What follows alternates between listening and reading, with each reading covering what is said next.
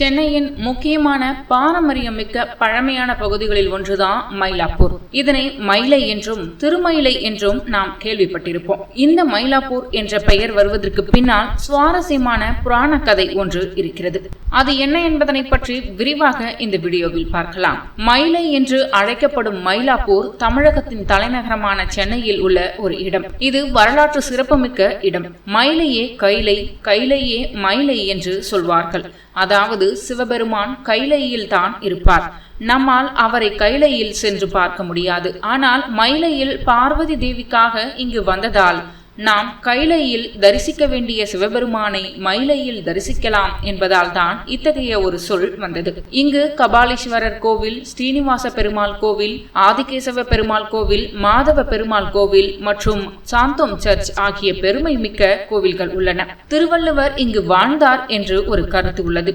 இவருக்கும் இங்கு ஒரு கோவில் உண்டு. சென்னை மாநகரம் தோன்றுவதற்கு பல ஆயிரம் ஆண்டுகளுக்கு முன்பே மயிலாப்பூர் ஒரு கடலோர நகரமாக பெயர் பெற்றிருந்தது. தொலமையின் நூலில் இது மயிலார் பொன் என்று குறிப்பிட்டு இது வளமிக்கதும் முக்கியத்துவம் கொண்டதுமான ஒரு இடம் என்று கூறப்பட்டிருக்கிறது. பல்லவர் காலத்தில் இது ஒரு சிறப்பு பெற்ற துறைமுகமாகவும் இருந்திருக்கிறது. பொது ஒழி 16ஆம் நூற்றாண்டில் இந்த பகுதியில் போர்த்துகீசியர் ஆதிக்கம் ஏற்பட்ட போது இந்த இடத்தில் அவர்களுக்கான குடியேற்றம் ஒன்றை உருவாக்க விரும்பினார்கள். இதனால் மயிலாப்பூர் நகரத்தை கடற்கரையில் இருந்து உள்நோக்கி இன்றைய இடத்திற்கு நகர்த்தினார்கள். இந்த பகுதியில் நீண்ட காலமாகவே இந்து சமயத்தின் சைவ மற்றும் வைணவ பிரிவுகள் உள்ளன. பண்டைய கால கரையோர மயிலாப்பூரில் சிவனுக்கு பெரிய கோவில் ஒன்று இருந்ததற்கான சான்றாக 1250ஆம் ஆண்டை சேர்ந்த கல்வெட்டு ஒன்று இன்றைய கபாலீஸ்வரர் கோவிலில் இருப்பதாக சொல்லப்படுகிறது. போர்த்துகீசியர்கள் இக்கோயிலை அழித்துவிட்டனர். இன்றைய கபாலீஸ்வரர் கோவில் பொது ஊழி 16ஆம் மற்றும் 17ஆம் நூற்றாண்டுகளை அண்டி கட்டப்பட்டது. மயிலாப்பூர் கபாலீஸ்வரர் கோவில் சம்பந்தர் பாடல் பெற்ற ஒரு தலம். வாயிலார் நாயனார் அவதரித்த தலம். சம்பந்தர் எலும்பை பெண்ணாக்கியது மற்றும் அம்பாள் மயில் வடிவம் கொண்டு வழிபட்டது ஆகியவை இத்தலத்தில் நிகழ்ந்தன என்பது ஐதீகம்.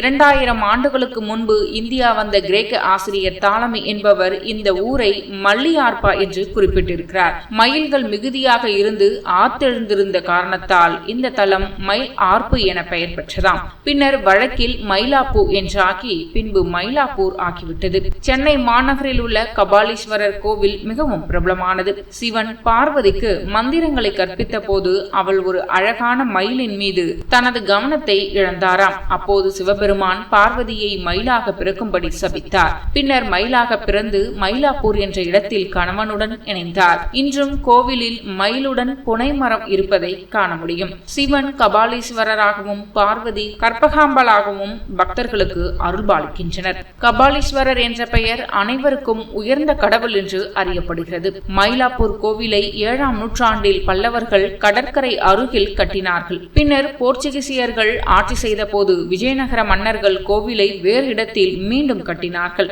7ஆம் நூற்றாண்டைச் சேர்ந்த சைவ துறவிகளான சம்பந்தர் மற்றும் அப்பர் ஆகியோர் தங்கள் பாடல்களில் இந்த ஆலயத்தை பற்றி பாடியுள்ளார்கள். திருமயிலையை பற்றியும் கபாலீஸ்வரரை பற்றியும் எழுந்த முதல் இலக்கியம் திருஞான சம்பந்தர் பாடிய மட்டிட்ட புனையங்கானல் என தொடங்கும் இந்த பாடல்கள் மூலம் திருமயிலையில் வாழ்ந்த சிவனேசர் எனும் வணிகர் சிவன் மீது அதீத பக்தி கொண்டிருந்தாராம். இவரது மகள் பூம்பாவையை ஞான சம்பந்தருக்கு மணமுடிக்க முடிவு செய்தாராம். இந்த நேரத்தில் மலர் பறிக்க சென்ற பூம்பாவை பாம்பு தீண்டி உயிரிழந்தாள். அவளை தகனம் செய்த சிவனேசர் அஸ்தியையும் எலும்பையும் ஒரு குடத்தில் போட்டு வைத்து விட்டார். சம்பந்தர் இங்கு வந்ததும் நடந்ததை அறிந்து சாம்பல் வைத்திருக்கும் குடத்தை கொண்டு வர கூறினார். சம்பந்தர் பாசுரங்களை பாடியதும் பூம்பாவை கபாலீஸ்வரர் முன் உயிர் பெற்று எழுந்தாள்.